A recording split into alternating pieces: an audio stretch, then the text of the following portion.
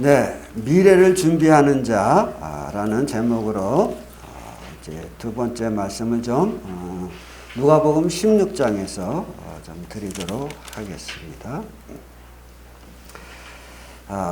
우리가 이제 누가복음 16장 13절을 읽겠습니다. 집 하인이 두 주인을 섬길 수 없나니 이를 미워하고 저를 사랑하거나 혹 이를 중히 여기고 저를 경히 여길 것임이라. 너희는 하나님과 재물을 겸하여 섬길 수 없느니라. 14절 바리새인들이 돈을 좋아하는 자들이라. 이 모든 것을 듣고 비웃거늘. 예수께서 이르시되 너희는 사람 앞에서 스스로 옳다 하는 자들이나 너희 마음을 하나님께서 아시나니 사람 중에 높임을 받는 그것은 하나님 앞에 미움을 받는 것이니라. 네, 15절까지 읽었습니다. 16장 예를 우리 주님께서 참 비유로 말씀하신 이유는 우리가 지난 시간에 살펴보았듯이 다른 데에 있지 않고 미래를 준비할 줄 아는 이 세상 사람들의 지혜를 우리 하나님의 자녀들도 배워야 되지 않느냐라는 말씀입니다. 그러면 하나님의 자녀들이 하나님을 모르는 자들보다 미래를 준비할 줄 모르는 자들이냐? 그건 아니죠. 하나님을 모르는 자들의 준비하는 미래는 이 땅에 있는 동안의 미래입니다. 다시 말하면 그들의 장래인 30-40년을 위하여 그들은 온 몸과 마음 또 삶을 통해서 힘을 다하여 뜻을 다하여 준비한다 하는 것이죠. 그런데 하나님을 믿는 자들은 믿는 자들의 미래란 어떤 것입니까? 앞으로 살아갈 30-40년이 전부입니까? 아니잖아요. 하나님을 믿는 모든 그리스도인들은 부활의 하나님을 믿습니다. 그래서 우리 몸이 부활하여 영원한 세계를 살아갈 것을 믿고 또 그것으로 인해서 소망 가운데 살아갈 뿐만 아니라 감사하며 삽니다. 그런데 우리가 영원한 삶을 산다고 하는 믿음을 갖고는 있으나 그 영원한 삶에 대한 준비, 미래를 준비하는 마음은 30-40년의 미래를 위하여 준비하는 세상 사람들보다도 못하다 하는 것이 주님의 말씀의 요지입니다. 그러면서 말씀하기를 하나님께서 허락하신 물질이나 또는 시간이나 재능이나 이 모든 것을 우리가 잘 활용하여 미래를 준비할 줄 아는 자들이 돼야 되지 않겠느냐. 그 불의한 청지기가 자기에게 주어진 그 자유의지, 또 권리, 또 물질, 이것을 가지고 자기의 앞날에 대한 준비를 하는 것을 보지 않느냐. 마찬가지로 우리들도 하나님이 허락하신 모든 것을 가지고 미래를 준비할 줄 아는 자들이 돼야 한다 하는 것입니다. 그러면서 11절에서 만일 불의한 재물에도 충성하지 아니하면, 불의한 재물이란 뭘까요? 바로 하나님이 우리들에게 맡기신 잠시 있다가 없어질 물질을 말하는 것이죠. 보이는 것은 잠깐이요, 보이지 않는 것은 영원함이라 그랬잖아요. 그러니까 잠깐 있다가 없어지는 것을 가지고 영원한 것을 준비할 줄 알아야 된다 하는 말씀이에요. 그래서 여기서 왜 재물을 불의한 것이라고 말했을까? 사실 돈이라는 것은 악한 것도 아니고 선한 것도 아니거든요. 그런데 왜 주님은 그 재물의 돈을 가리켜서 불의한 재물이라고 말씀하고 있느냐 하는 것이죠. 그 이유는 문장 전체를 보면 그 이유를 알 수 있어요. 13절에서 말씀하시잖아요. 하나님과 재물을 겸하여 섬길 수는 없다. 이렇게 말씀하셔요.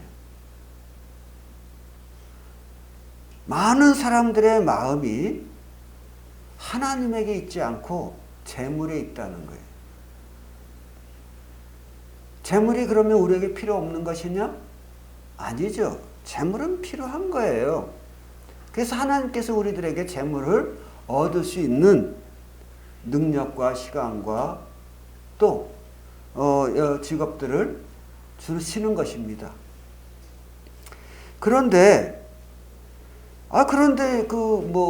재물을 마치 원수 대하듯 말씀하시는 거, 뭔가 혼란스러운데요? 이렇게 말할 수 있잖아요.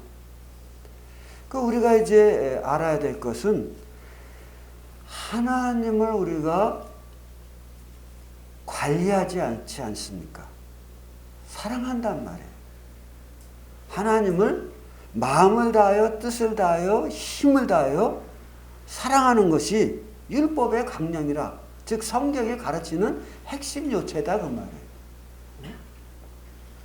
그런데 우리는 이 마음을 다하여 힘을 다하여 뜻을 다하여 하나님을 사랑해야 되는데 재물을 사랑한다. 재물을. 근데 성경을 가만히 보면 재물은 관리의 대상이지 사랑의 대상이 아니에요. 그걸 우리가 알아야 돼요. 그런데 사람들은 재물이 살아가면서 필요하니까 그 재물을 언젠가부터는 사랑하게 돼요. 그래서 재물을, 돈을 싫어하는 자들이 어디 있겠어요. 그래서 우리가 돈을 좋아하는 것은 이해를 하지만 돈을 사랑해서는 안 된다는 거지. 우리의 사랑의 대상이 하나님이 돼야지 재물이 돼서는 안 된다. 그걸 지금 말씀하는 거예요. 그런데 주님 말씀에 보면 그래서 13절에서 이렇게 말해요. 이를 미워하고 저를 사랑하거나 혹 이를 중히 여기고 저를 경히 여길 것이니라. 사랑이라는 말이 나와요. 그래서 재물을 우리가 하나님을 사랑하고 재물은 사랑해서는 안 된다. 그런 말씀이죠.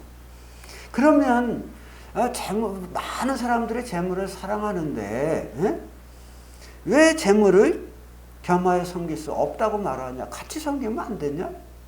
이런 생각을 할 수 있잖아요.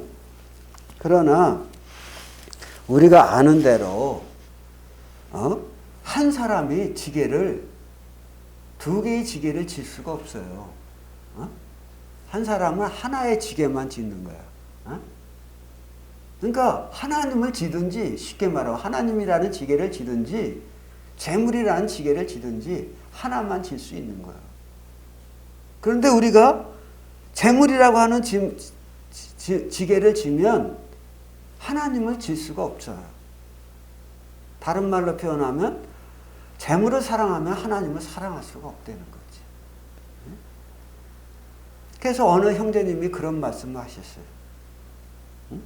돈은 우리를 하나님과 멀어지게 하는 힘이 있다. 다시요.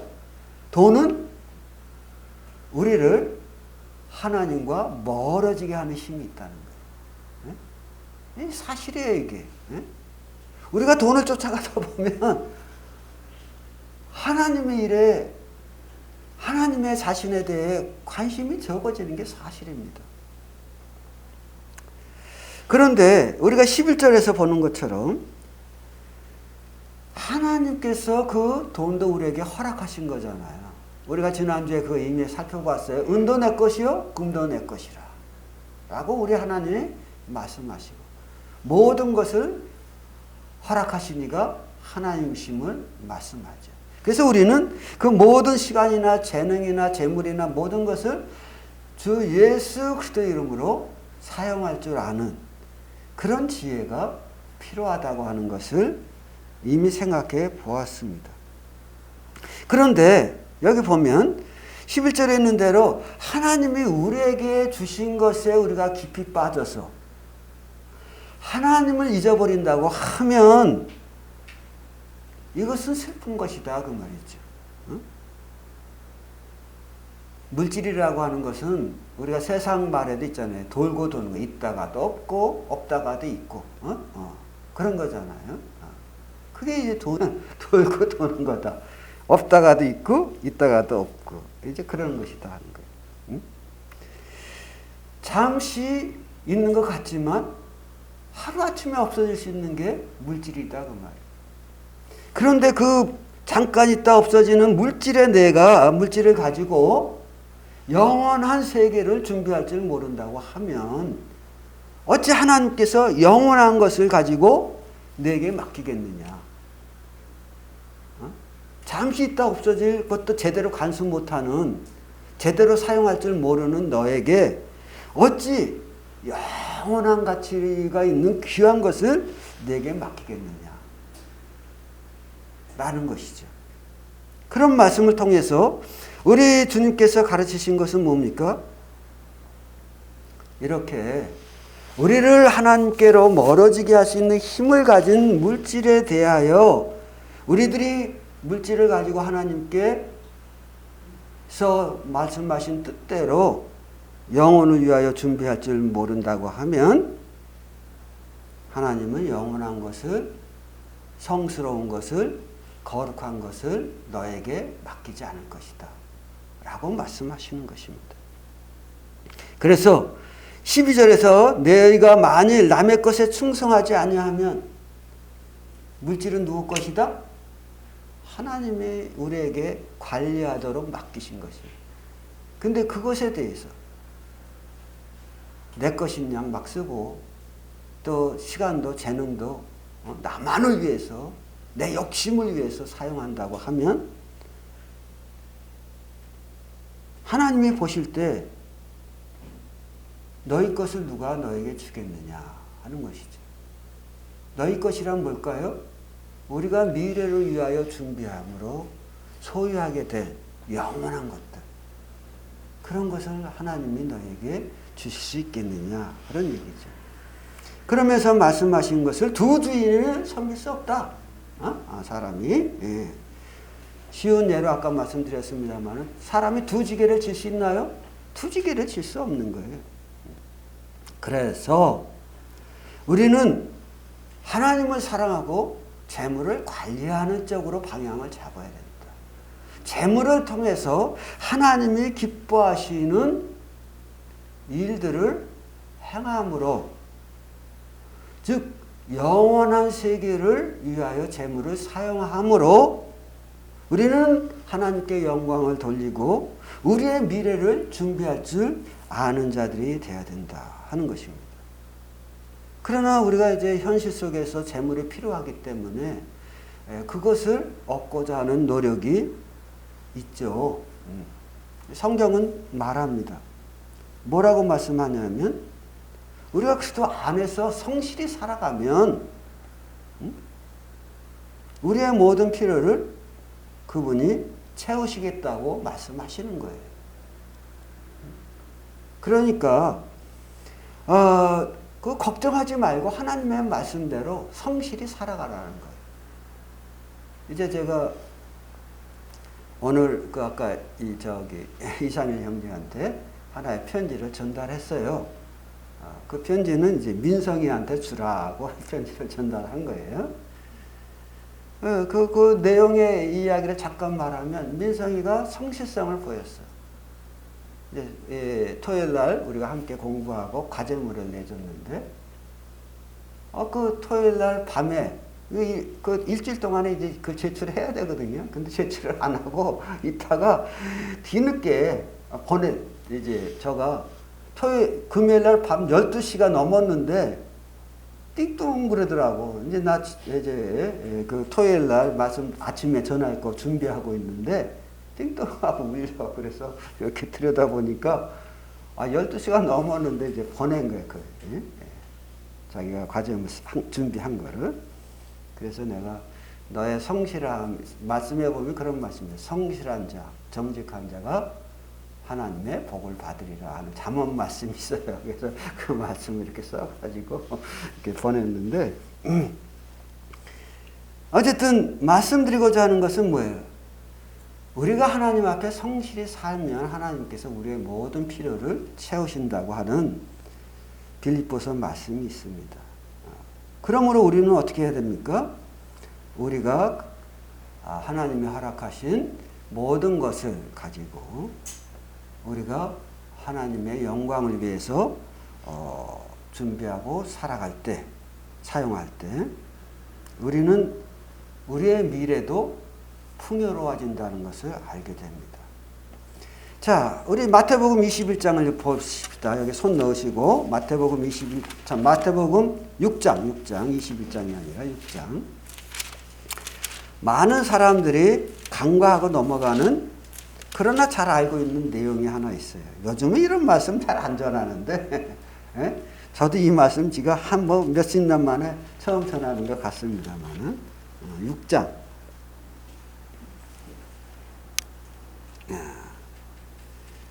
6장 9절에 보면 이런 말씀이 있어요.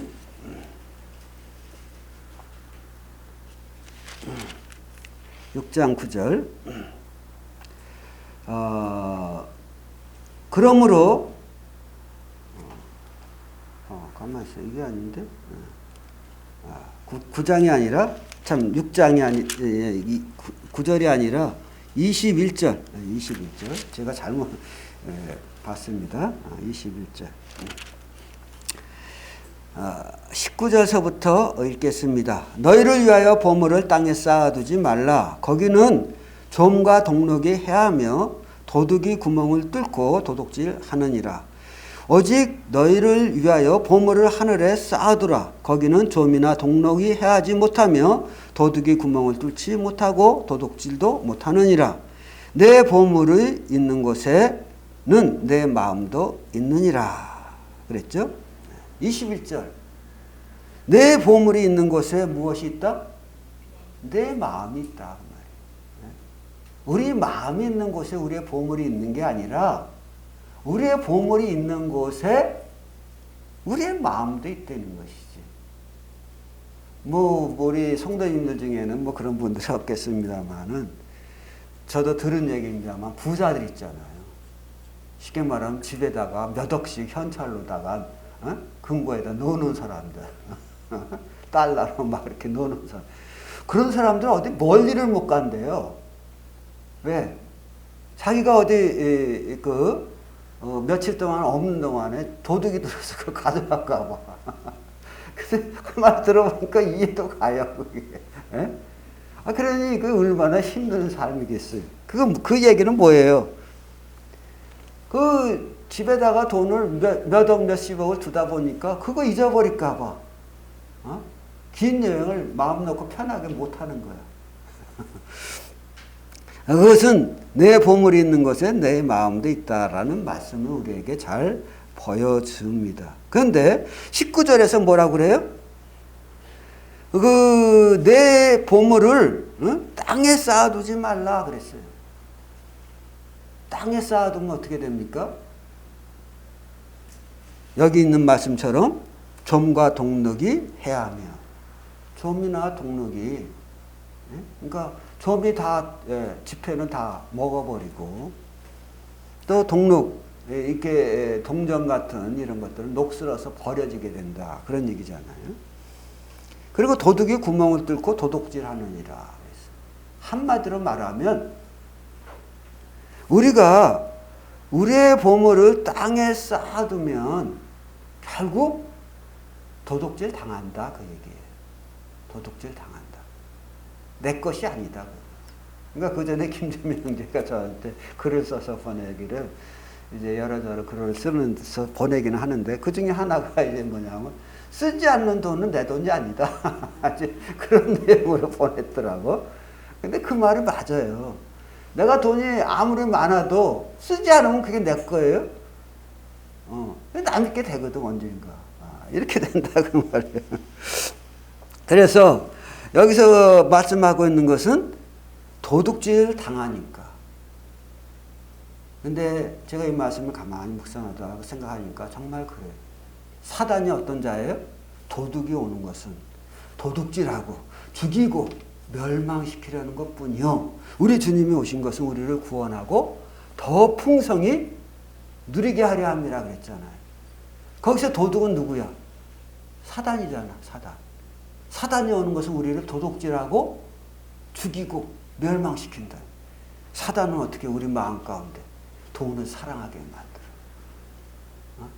돈은 귀한 거잖아. 맞아, 귀한 거야. 그거 없이는 못 살지. 돈은 많은 기회를 주거든. 그래서 우리가 거기에 관심을 가지고 사랑하는데, 그러다 보니까 나도 모르게 하나님을 사랑하는 마음을 잃어버리는 거예요. 사단의 역사는 뭐죠? 하나님으로부터 우리를 어떻게 해서든지 멀어지게 만드는 거예요. 그래서 하나님의 사랑 가운데 거하지 못하게 함으로 결국은 멸망하도록 만드는 게 사단의 역사예요. 그래서 우리 마음 가운데 탐욕을 주는 거야. 탐욕을 줘서 계속해서 돈을 모으도록 만드는 거예요. 충분한데도 나눌 줄을 모르고, 복음을 우리가 지난주에 생각해 보았듯이 그 선한 사마리아 사람의 이야기, 저는 그 선한 사마리아 사람에 대한 이야기를 할 때 그 사람은 바로 우리 주님을 상징한다. 그분이 우리를 위하여 다가오셨고, 유대인들이 선한 사마리아 사람들을 미워했지만 그는 자기를 미워하는 자들에게 다가가서 치료해주고 이렇게 했다. 이게 바로 주님의 모습이다. 항상 여기까지만 생각을 했어요. 그런데 이번에 이제 깨달은 건 뭐냐면, 그분은 어떻게 했느냐?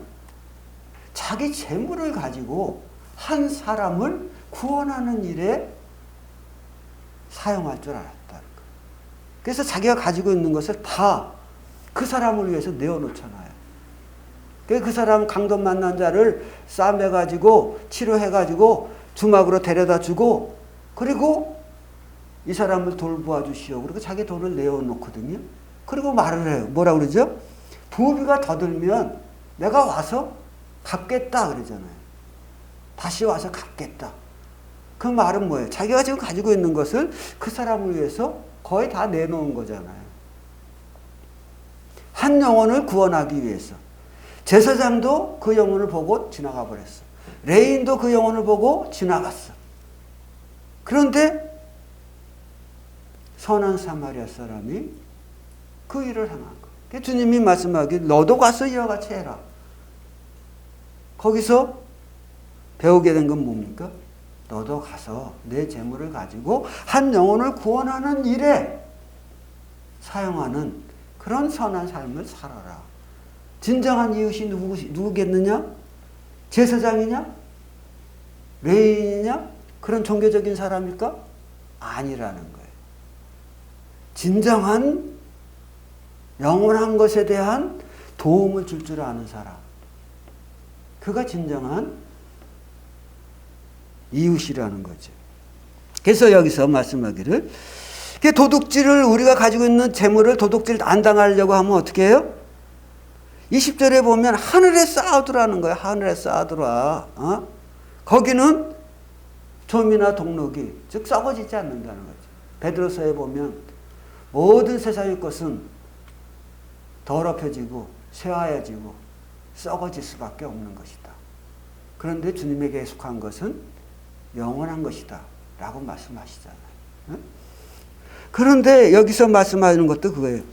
결국 세상 것들은 썩어지거나 쇠하여지거나 더럽혀질 수밖에 없는 것들이라는 거죠.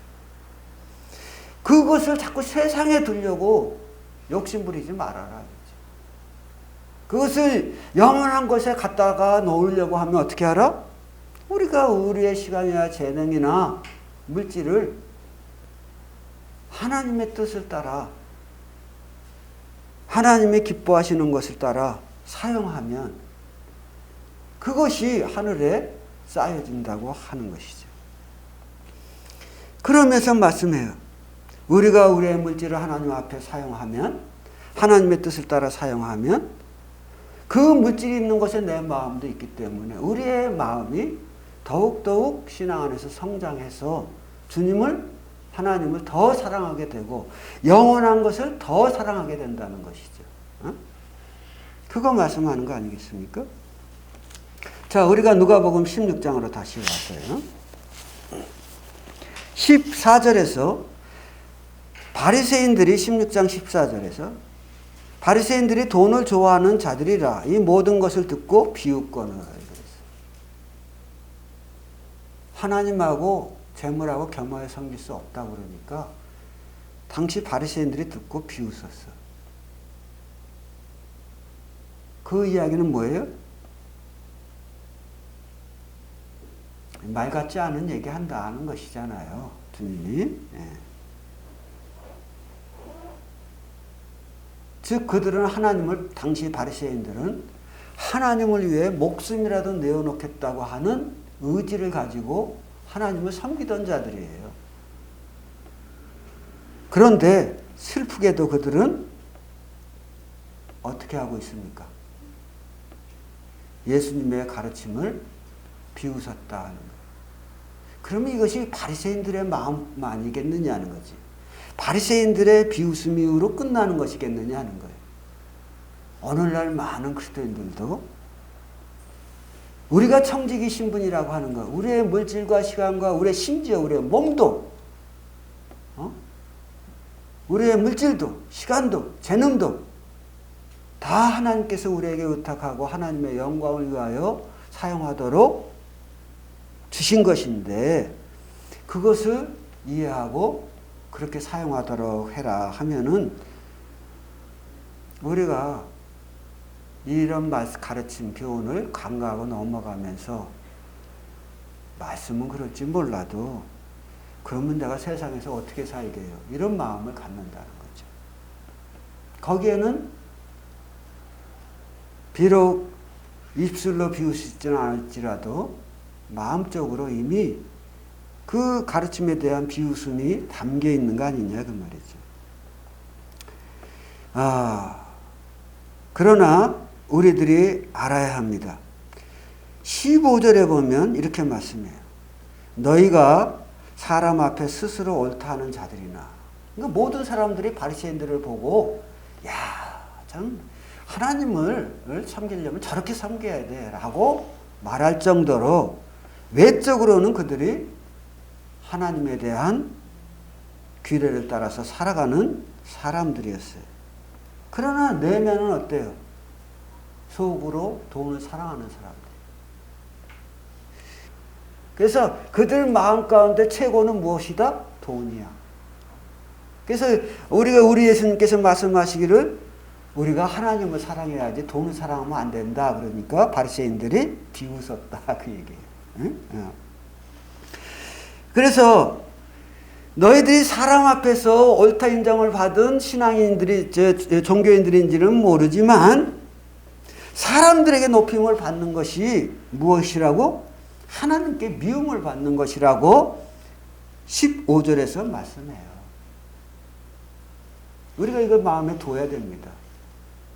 많은 사람들이 돈을 더 벌고 충분히 내가 살아가는데 나의 필요를 내가 채울 수 있을 만큼 주님께서 우리에게 허락하셨는데도 불구하고 더 많은 돈을 벌고자 하나님을 뒤로 하고 노력하는 이유가 뭐냐 그 말이에요. 사람들 앞에서 보라는 듯이 살고 싶은 욕망이 있는 거거든.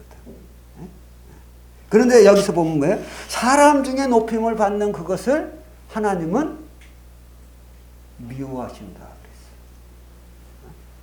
우리가 하나님을 사랑하고 하나님을 사랑함으로 하나님이 주시는 것으로 인하여 우리가 풍족을 누려야지 돈을 사랑함으로 사람에게 인정받는 것을 추구한다고 하는 것은 20, 30년 있을 것을 위하여 영원한 것을 포기하는 것과 같다 그 말이에요. 그 좋은 대표적인 사람이 누굴까요? 구약 성경에 보면 발람이라는 사람이 있어요. 선지자였어요. 그래서 그는 하나님의 어떠하심을 잘 알아요. 그런데 그 어떤 모압 왕이 발람 선지자에게 당신은 정말 능력 있는 사람이니까 이스라엘 사람들을 저주해서 그들이 망하게 해주십시오 하고 많은 돈을 보냅니다. 이 발람이 알죠. 어떻게 하나님의 백성을 저주하냐. 말이 안 된다. 근데 돈을 보니까 어때? 욕심이 나거든. 하나님의 뜻을 분명히 알지만 그 돈을 놓치기는 않고 그러니까 그러면 내가 가겠다 이러거든. 가서 내가 저주하는 그런 일에 제사에 참여하겠다 이렇게 얘기해요.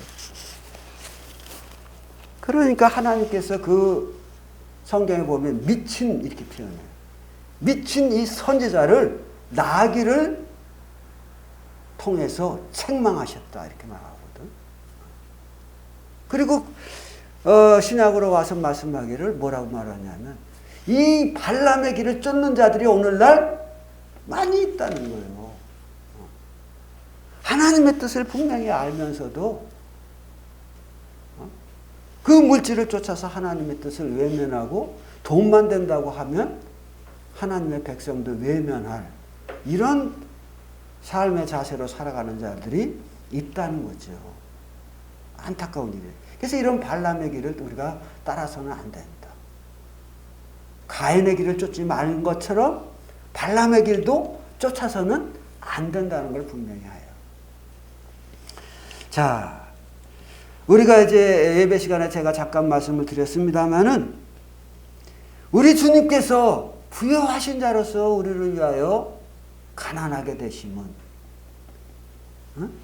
가난한 우리를 부욕해 하기 위함이 아니었습니까? 그렇잖아요? 네, 맞아요.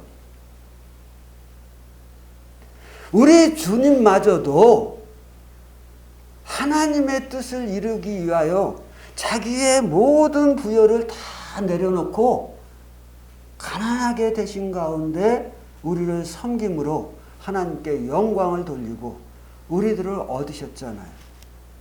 하물며 우리가 그 예수님을 주님이라고 부르면서 주인이 그 길을 갔는데 종인 우리가 나는 하나님의 영광을 위하여 가난해질 수 없습니다.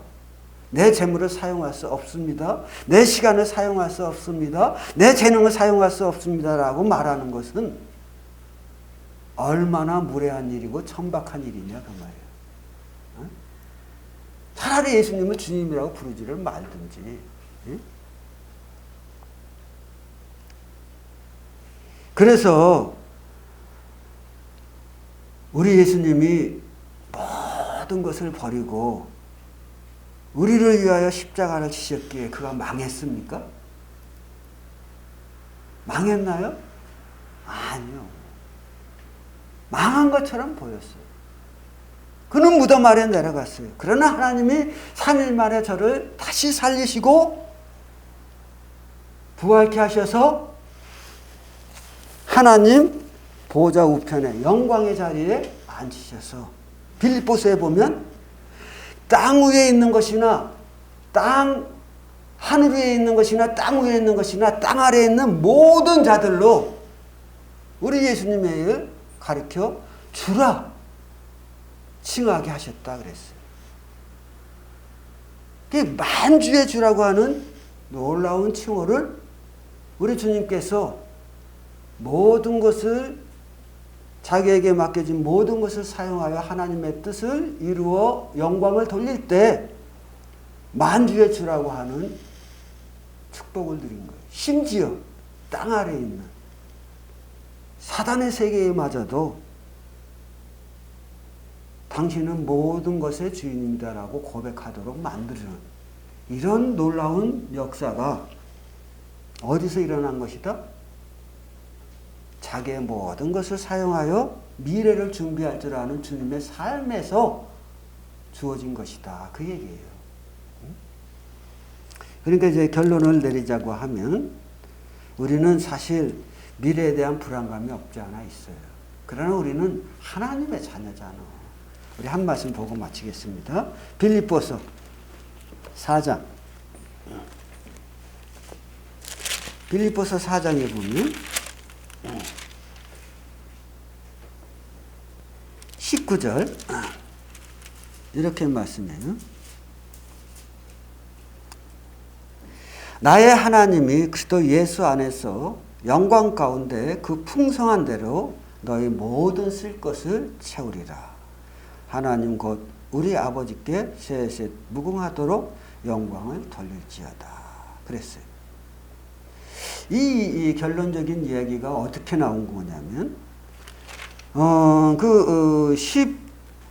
14절부터 보면 사도 바울이 감옥에 갇히고 복음을 전하다가 정말 힘든 시기에 이 빌립보 성도들이 물질적으로 저들을 도움으로 사도 바울을 위로하고 또 복음이 확장되도록 격려했다는 것이죠.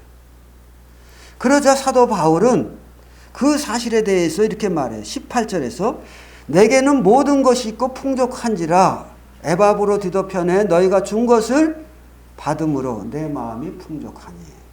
마음이 풍족하다는 것은 고맙다 그 말이지. 그 너희들의 위로를 정말 기쁘게 생각했다. 근데 물질을 받아서 기쁜 게 아니라 이는 받으실 만한 향기로운 재물이요 하나님을 기쁘시게 한 것이다 그 말이에요.